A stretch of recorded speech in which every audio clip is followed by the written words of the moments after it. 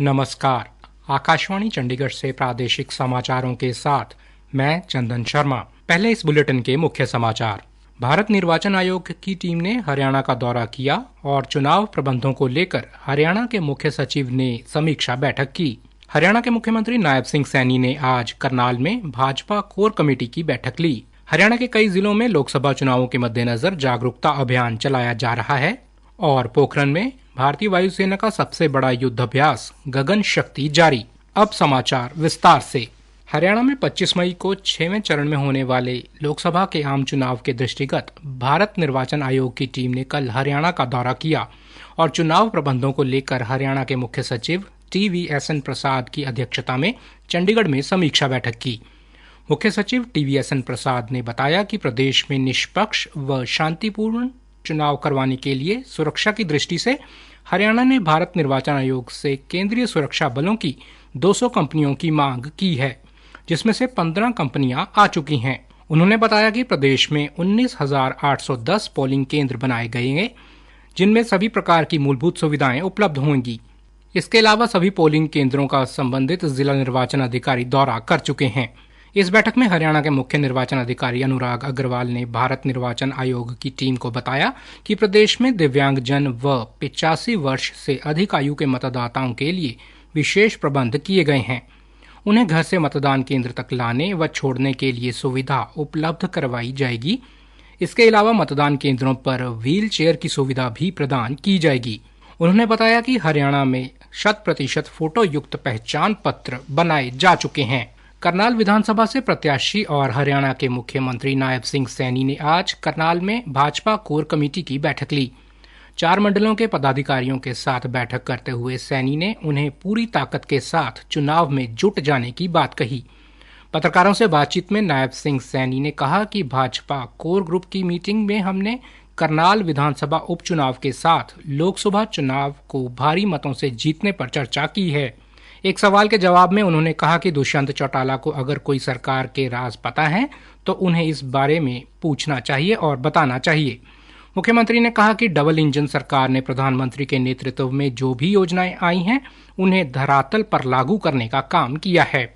विपक्षी दलों द्वारा अभी तक किसी प्रत्याशी की घोषणा न किए जाने पर नायब सिंह सैनी ने कहा कि वह अभी तक तय नहीं कर पा रहे हैं कि किस पर हार का बोझ डालें।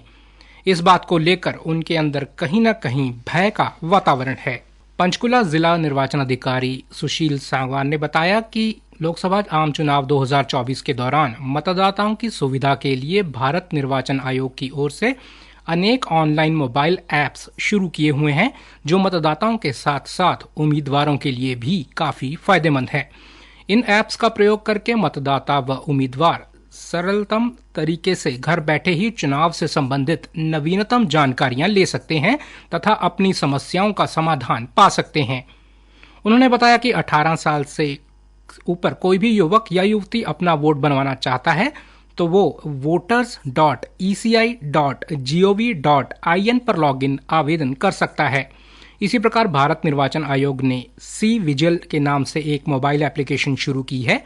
इस मोबाइल ऐप को डाउनलोड कर कोई भी नागरिक आदर्श आचार संहिता की कहीं अवहेलना हो रही है तो उसकी फोटो या वीडियो बनाकर अपनी शिकायत भेज सकता है, जिसका निवारण निर्वाचन कार्यालय की ओर से 100 मिनट के अंदर किया जाएगा। भिवानी जिला निर्वाचन अधिकारी नरेश अग्रवाल के निर्देशानुसार प्रशासन ने जागरूकता अभियान की विशेष योजना तैयार की है।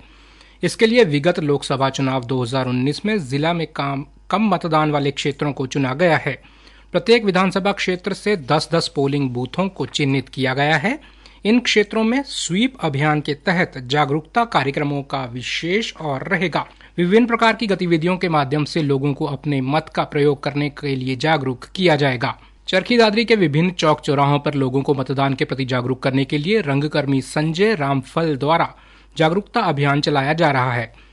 वे हाथों में तख्ती लेकर विभिन्न चौराहों पर खड़े होकर मतदान करने की अपील कर रहे हैं। उन्होंने बताया कि हर किसी को वोट करना चाहिए। वोट देकर हम एक ईमानदार और मजबूत सरकार चुनते हैं। संजय रामफल की मां, पत्नी और दोस्त उनके साथ इस मुहिम को सोशल मीडिया पर लोगों तक पहुंचा रहे हैं। देश में आगामी 2-2.5 महीने में अत्यधिक गर्मी पड़ने की संभावना है। इसके मद्देनजर कल नई दिल्ली में केंद्रीय पृथ्वी विज्ञान मंत्री किरेन रिजिजू ने विभिन्न हितधारकों के साथ बैठक की। उन्होंने कहा कि अत्यधिक गर्मी के बीच आम चुनावों को देखते हुए राज्य सरकारों सहित सभी हितधारकों ने इस संबंध में व्यापक तैयारी की है। श्री रिजिजू ने कहा कि आगे आने वाले समय बहुत चुनौतीपूर्ण होगा, इसलिए मौसम की विषम परिस्थितियों को देखते हुए बड़ी आबादी वाले देश में पहले से तैयारी करना नितांत आवश्यक है। मौसम विज्ञान विभाग के महानिदेशक डॉक्टर मृत्युंजय महापात्र ने देश के मध्य उत्तरी मैदानी इलाकों और दक्षिणी हिस्से के कई इलाकों में इन गर्मियों में अधिक समय तक लू चलने की संभावना जताई है। उन्होंने कहा कि अप्रैल से जून के बीच अधिकतम तापमान सामान्य से अधिक रहने की संभावना है। प्रादेशिक समाचार आकाशवाणी चंडीगढ़ से प्रसारित किए जा रहे हैं। हमारे राष्ट्रीय बुलेटिनों और ताज़ा समाचारों के लिए आप हमारी वेबसाइट www.newsonair.gov.in पर लॉगिन कर सकते हैं। राजस्थान में जैसलमेर जिले की पोखरण फील्ड फायरिंग रेंज में भारतीय वायुसेना का सबसे बड़ा युद्धाभ्यास गगन शक्ति चल रहा है। ये युद्धाभ्यास कल शुरू हुआ और ये 10 अप्रैल तक चलेगा। युद्धाभ्यास में वायुसेना के सभी प्रमुख लड़ाकू विमान और अत्याधुनिक हेलीकॉप्टर्स अपनी मारक क्षमताओं का प्रदर्शन कर रहे हैं। हरियाणा के मुख्य सचिव TVSN प्रसाद ने कहा कि कर्मचारियों की कार्यप्रणाली एवं दक्षता में सुधार किया जाएगा ताकि सरकारी कार्य तत्परता के साथ पूरे किए जा सकें। उन्होंने कार्यालयों में पूरी रूप से सफाई व्यवस्था बनाए रखने के भी निर्देश दिए। मुख्य सचिव आज हरियाणा सिविल सचिवालय में औचक निरीक्षण कर कर्मचारियों की कार्यप्रणाली के बारे में जानकारी ले रहे थे। उन्होंने कहा कि कर्मचारी अपने कार्यालयों में पूर्ण रूप से स्वच्छता बनाए रखें। यदि उन्हें किसी प्रकार के आधारभूत संरचना की आवश्यकता है तो उस बारे तुरंत अपने उच्च अधिकारियों के संज्ञान में लाएं ताकि उसे उपलब्धता सुनिश्चित कराई जा सके। मुख्य सचिव ने सचिवालय में कर्मचारियों की कार्यप्रणाली बारे गहनता से जाना और इसमें सुधार करने के लिए अपने सुझाव दिए। उन्होंने कहा कि यदि कर्मचारी अपने कार्य में किसी प्रकार की कोताही बरतेंगे तो उनके विरुद्ध अनुशासनात्मक कार्रवाई की जाएगी। चौधरी चरण सिंह हरियाणा कृषि विश्वविद्यालय हिसार के कुलपति प्रोफेसर BR कंबोज ने कहा कि भावी पीढ़ियों को रसायन मुक्त व पोषक तत्वों से भरपूर खाद्य पदार्थ उपलब्ध करवाना वैज्ञानिकों व किसानों की मुख्य प्राथमिकता है। इसके लिए उन्होंने कहा कि किसान शुरुआत में कम जगह पर प्राकृतिक खेती को अपनाएं और धीरे धीरे उसका क्षेत्रफल बढ़ाते जाएं। उन्होंने वैज्ञानिकों से आह्वान किया कि आधुनिक युग में आने वाली समस्याओं को ध्यान में रखते हुए जब भी शोध करें तो विभिन्न प्राकृतिक संसाधनों, पानी की उपलब्धता तथा गुणवत्ता, श्रमिकों की उपलब्धता, वर्षा, जमीन का ऑर्गेनिक कार्बन, खरपतवार, पूरे साल का फसल चक्र, कीट तथा बीमारियों के प्रबंधन संबंधित बातों पर मंथन जरूर करें।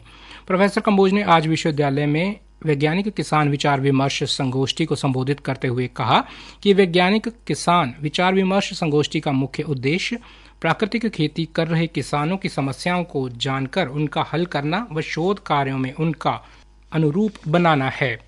आज पलवल में हरियाणा भाजपा महिला मोर्चा की प्रदेश अध्यक्ष उषा प्रियदर्शी ने भाजपा कार्यालय पर पार्टी कार्यकर्ताओं की बैठक ली। उषा प्रियदर्शी ने कहा कि भाजपा पार्टी की नीतियों को आमजन तक पहुंचाने में महिलाओं की अहम भूमिका है। पलवल जिले में भाजपा महिला मोर्चे की टीम द्वारा सराहनीय कार्य किया जा रहा है। महिला मोर्चा ने संकल्प लिया है कि प्रधानमंत्री नरेंद्र मोदी को तीसरी बार देश का प्रधानमंत्री बनाना है। अंत में मुख्य समाचार एक बार फिर से। भारत निर्वाचन आयोग की टीम ने हरियाणा का दौरा किया और चुनाव प्रबंधों को लेकर हरियाणा के मुख्य सचिव ने समीक्षा बैठक की। हरियाणा के मुख्यमंत्री नायब सिंह सैनी ने आज करनाल में भाजपा कोर कमेटी की बैठक ली। हरियाणा के कई जिलों में लोकसभा चुनावों के मद्देनजर जागरूकता अभियान चलाया जा रहा है और पोखरण में भारतीय वायुसेना का सबसे बड़ा युद्धाभ्यास गगन शक्ति जारी। इसी के साथ प्रादेशिक समाचार समाप्त हुए।